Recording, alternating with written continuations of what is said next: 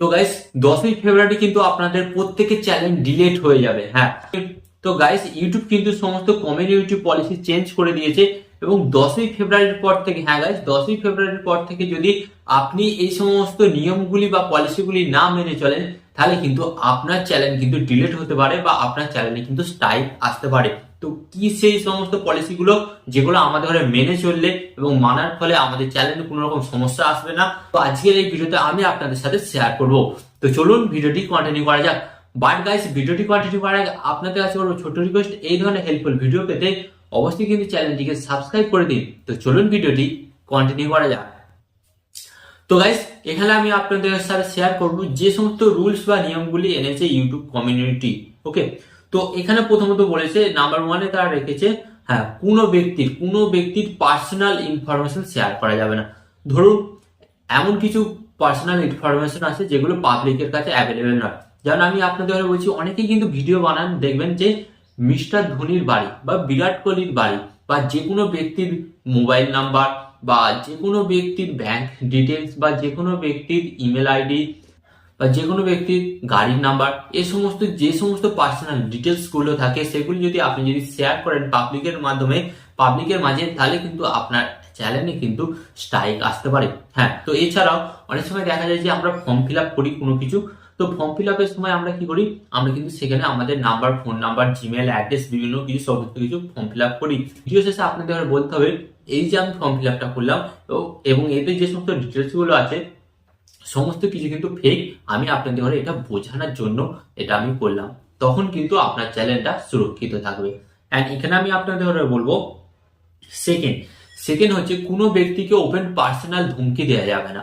তো অনেক আপনারা ভিডিওতে দেখেছেন যারা রোস্টিং করে, রোস্টিং এর মাধ্যমে বলে তুই এখানে আয়, আমি তোকে এটা করে নেবো, তোকে ওটা করে নেবো, বা তুই এই জায়গায় আয়, কার কত সাহস দেখি। ওকে, মেন কথা হচ্ছে অনেক সময় দেখা যায় যে কন্ট্রোভার্সি চলে এবং ওকে গালাগাল দেয়, ও বলে যে আমি তোকে ছাড়বো না, মারবো, এই সমস্ত ভিডিও কিন্তু আপনারা আর বানাতে পারবেন না। এই সমস্ত যদি ভিডিও আপনারা বানান তাহলে কিন্তু আপনাদের চ্যানেলের মধ্যে প্রবলেম আসতে পারে। অ্যান্ড এখানে থার্ড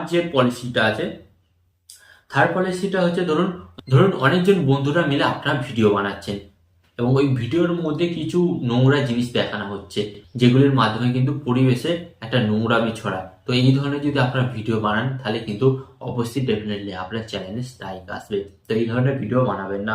অ্যান্ড এখানে আমি আপনাদের সাথে শেয়ার করবো 4 নম্বর হচ্ছে, ধরুন আপনি এমন কিছু বাইক স্ট্যান্ড বা সাইকেল স্ট্যান্ড বা কার বা গাড়ি আপনি স্পিডে চালাচ্ছেন এবং সেগুলি দেখে যদি কোনো ব্যক্তি যে ভাবে এই ধরনের স্ট্যান্ড বা এত স্পিডে আমিও গাড়ি চালাবো এবং ইউটিউব যদি মনে করে এই সমস্ত ভিডিওগুলি দেখে কোনো দর্শক এই সমস্ত জিনিস করতে যায় এবং করতে যাওয়ার ফলে সেই সমস্ত দর্শকের বিপদ হতে পারে, তাহলে ইউটিউব কিন্তু সেই সমস্ত ভিডিওগুলির উপর স্ট্রাইক দেবে। হ্যাঁ, তো এমন কিছু কিন্তু ইউটিউবে বানানো যাবে না। অ্যান্ড এখানে আমি আপনাদের সাথে শেয়ার করবো আরেকটা, কোনো ব্যক্তির পার্সোনাল